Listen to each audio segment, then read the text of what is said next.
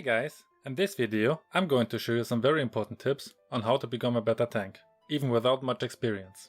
I think everyone should be able to play the tank role, especially when you're playing solo. As a good tank, you can turn many even matches into your favor. It's really not that difficult to be good, if you follow the simple tips. So make sure to stay until the end of the video and leave a like and subscribe if this guide was helpful for you. Let's begin. Tip number 1. Provide vision. This is one of the most important things you can do, but many tank players are simply not doing it. You should open the map for your teammates. For example, instead of clearing the minion wave with your carry together, hide in a bush to give vision of the area. If the enemies are approaching, you can either ambush them and give your carry a good chance to kill them, or give him enough time to retreat into safety. Same goes for you, of course. You should also enter a bush first, before your carry does. Like this, it's much less likely that he is getting ambushed and just dies instantly. Once you start to do that, you can almost create a legal map hack for your teammates, since they know where the enemies are, while they don't know where you are. Tip number 2. Engage properly.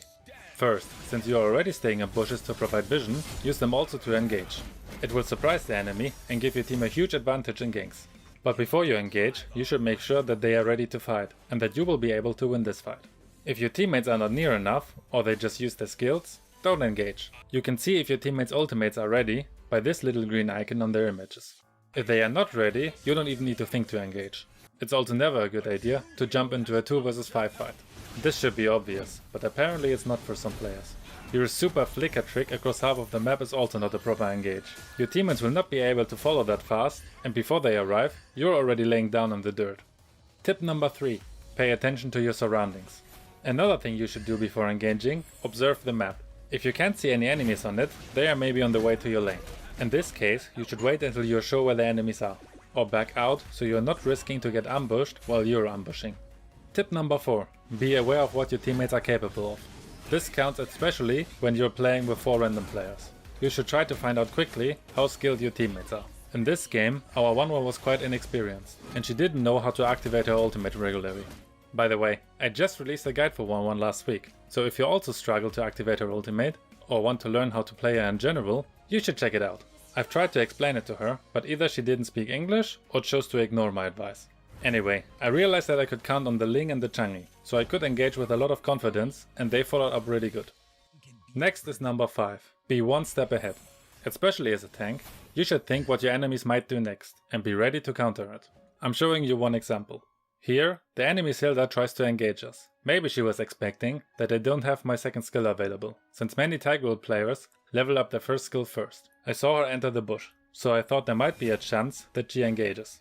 Notice how I'm already aiming my second skill before she even came out of the bush. As she tries to engage, I could quickly push her into our tower, and 1-1 could get the first blood.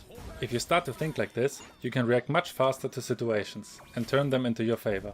Number 6 is identify the threat.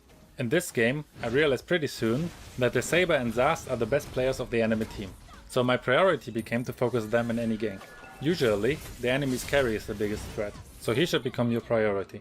But it could also happen that, for example, the enemy's fighter is the biggest threat, because he's just godly. You should find out who is your target and keep them away from your carry. Number 7. Learn when to commit and when not. Just because you're engaged and stun the enemy successfully, it doesn't mean you have to fully commit now. You should still pay attention on what your team is doing. Maybe they missed their skills, or you misjudged that they were ready to fight. In this case, just back out and wait for your next chance. If you always fully commit, you will just end up dying and start feeding the enemy. Number 8. Ping your allies. When you want to engage, and you're not using voice chat or anything, you should ping your allies to attack, so they are aware of what you're going to do. After you ping them, don't engage directly. Count to 3 and then engage. When you're planning an ambush, ping your allies for support. If they are smart, they will understand what you're planning. If no one reacts to it, forget about it and move on. Also, when your allies ping you to retreat, do it. If they are not ready to fight, because they don't feel farmed enough or whatever, it makes no sense to engage, just because you're in a good position. Be patient and wait for your moments. Number 9. Secure objectives. Another very important thing, what so many tank players don't do. When your allies are taking the turtle or the lord, you don't need to tank it for them. It's much better to secure the area, to prevent the enemy from stealing their objective, and ambush your team. Same goes when your teammate takes down a turret. Better stay in the bush to give vision to your teammate, so you're not getting ambushed while taking it down. And the last tip is, learn how to survive. As a tank, you don't need to die always. When your HP gets low, it's okay to retreat from the front line. I wouldn't run away completely, because when your carry is in big trouble, it's better to save him and give your life for him. The carry has to stay alive to farm enough so he can actually carry the gank. Sometimes you even get a second chance to engage and turn the gank into your favor. So don't just be a punching bag until you die. Make your life meaningful. I could end this video now on this beautiful quote, but since you stayed until here, I'm giving you 4 quick bonus tips only for you. If possible, let the carry get the kill. He will get more gold for the kill than just for the assist. If your team tower dives, tank it for them. While the tower attacks you, your team can kill the enemy who's hiding in it. If you miss, retreat.